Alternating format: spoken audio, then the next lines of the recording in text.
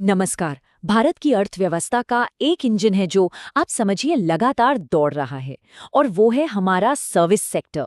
2026-47 का जो केंद्रीय बजट आया है वो इसी इंजन को और रफ्तार देने का वादा करता है। तो चलिए इस बजट के ब्लूप्रिंट को जरा खोल कर देखते हैं कि भारत के भविष्य के लिए इसमें आखिर क्या छिपा है।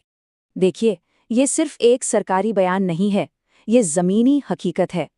सर्विस सेक्टर आज सही मायनों में भारतीय अर्थव्यवस्था की रीढ़ की हड्डी है। सोचिए, जब इंडस्ट्री और एग्रीकल्चर की रफ्तार थोड़ी धीमी पड़ती है ना, तो यही वो सेक्टर है जो हमें इनोवेशन और ग्लोबल कंपटीशन की दौड़ में आगे बनाए रखता है। लेकिन इस चमकती हुई तस्वीर के पीछे ना कुछ गहरी दरारें भी हैं, और इससे पहले कि हम समाधानों पर बात करें, ये समझना बहुत जरूरी है कि सर्विस सेक्टर आज किन बड़ी चुनौतियों का सामना कर रहा है। अब जरा स्वास्थ्य क्षेत्र की एक चौंकाने वाली सच्चाई पर नजर डालिए। मेंटल हेल्थ सर्विसेज में 70 से 92% का एक बहुत बड़ा गैप है। इसका सीधा सीधा मतलब ये है कि जिन लोगों को मदद की सबसे ज्यादा जरूरत है, उन तक वो पहुंच ही नहीं पा रही है। ये सिर्फ एक आंकड़ा नहीं, बल्कि एक बहुत ही गंभीर मानवीय संकट है। और अब डिजिटल दुनिया की बात करें तो यहाँ हमारी हालत कुछ ऐसी है। हम दुनिया का 20% डेटा तो बना रहे हैं, लेकिन उसे रखने के लिए, उसे स्टोर करने के लिए हमारे पास सिर्फ 3% ग्लोबल डेटा सेंटर्स हैं। मतलब हम डेटा बना तो खूब रहे हैं, पर उसे संभालने की जगह हमारे पास है ही नहीं। ये एक बहुत बड़ी स्ट्रेटेजिक खाई है। अब देखिए, हमारी एजुकेशन सिस्टम की एक बहुत बड़ी चुनौती, ये 75% का आंकड़ा। इसका मतलब है कि हमारे 3/4 कॉलेज और यूनिवर्सिटीज से निकलने वाले युवा आज की नौकरियों के लिए पूरी तरह से तैयार ही नहीं है। ये एजुकेशन और इंडस्ट्री के बीच एक इतनी गहरी खाई है जिसे भरना ही होगा, वरना जो डेमोग्राफिक डिविडेंड की हम बात करते हैं उसका फायदा हमें कभी नहीं मिल पाएगा। इन बड़ी चुनौतियों के अलावा एक और डर है एआई का, कि वो हमारी रूटीन नौकरियां खा जाएगा।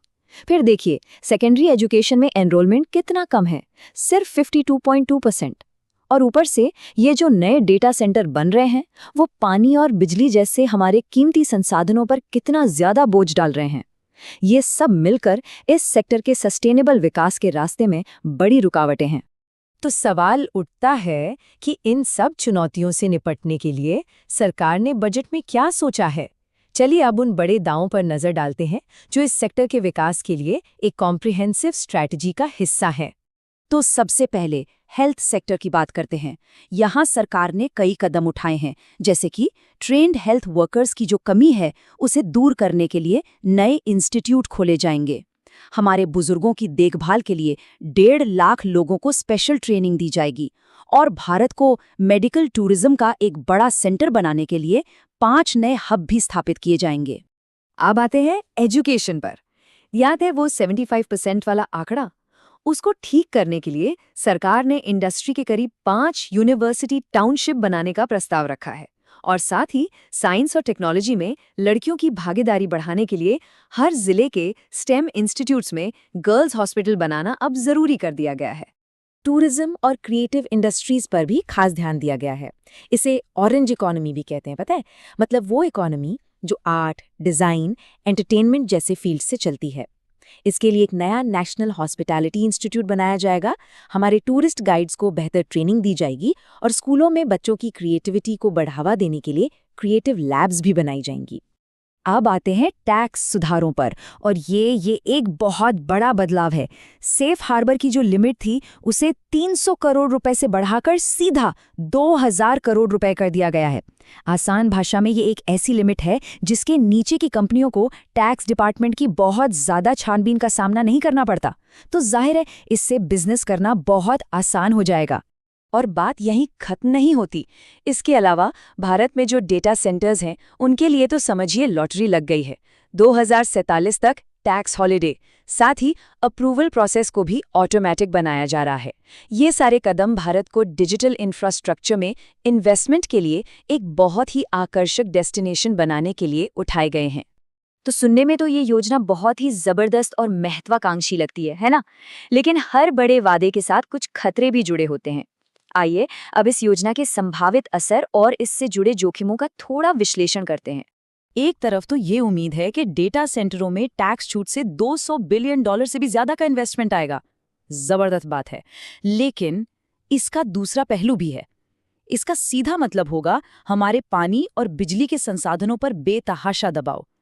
ये विकास और पर्यावरण के बीच एक बहुत ही नाजुक संतुलन है। एक तरफ हम कोशिश कर रहे हैं कि हमारी 42% पढ़ी लिखी महिलाएं जो वर्कफोर्स से बाहर हैं उन्हें वापस लाया जाए। बहुत अच्छी बात है। लेकिन दूसरी तरफ एआई का खतरा सिर पर मंडरा रहा है। तो असली सवाल ये है कि क्या हम जितनी नौकरियां बना पाएंगे उससे ज्यादा एआई खत्म तो नहीं कर देगा। और चुनौतियां यहीं खत्म नहीं होती। पहली बात, बजट में ऐलान तो हो जाते हैं, पर क्या वो पैसा सच में जमीन पर खर्च होता है? दूसरा, हम एआई के लिए जरूरी चिप्स यानी जीपीयूज के लिए पूरी तरह विदेशों पर निर्भर हैं। ये एक बहुत बड़ा जियोपॉलिटिकल रिस्क है। और आखिर में, रिसर्च और डेवलपमेंट पर हमारा खर्च इतना कम है कि ये हमें लंबी दौड़ में पीछे कर सकता है। तो इन सब चुनौतियों को देखते हुए सवाल ये है कि आगे का रास्ता क्या हो। चलिए अब देखते हैं कि इस पूरे विश्लेषण में भविष्य के लिए क्या रणनीतिक रोड मैप सुझाया गया है। देखिए, सुझाव एकदम साफ हैं। हमें ऐसे आय मॉडल बनाने होंगे जो कम बिजली, पानी इस्तेमाल करें। हमें अपने देश के डेटा को एक स्ट्रेटेजिक एसेट, एक कीमती संपत्ति की तरह देखना होगा। एजुकेशन में काम करते करते सीखो वाले मॉडल को अपनाना होगा।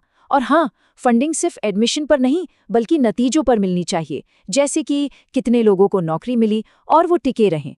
तो आखिर में इस पूरी रणनीति का एक ही बड़ा मकसद है, भारत के सर्विस सेक्टर को प्रोडक्टिविटी पर आधारित और स्ट्रैटेजिक रूप से आत्मनिर्भर बनाना, ताकि भारत दुनिया के नक्शे पर एक high value global service centre के तौर पर अपनी जगह बना सके।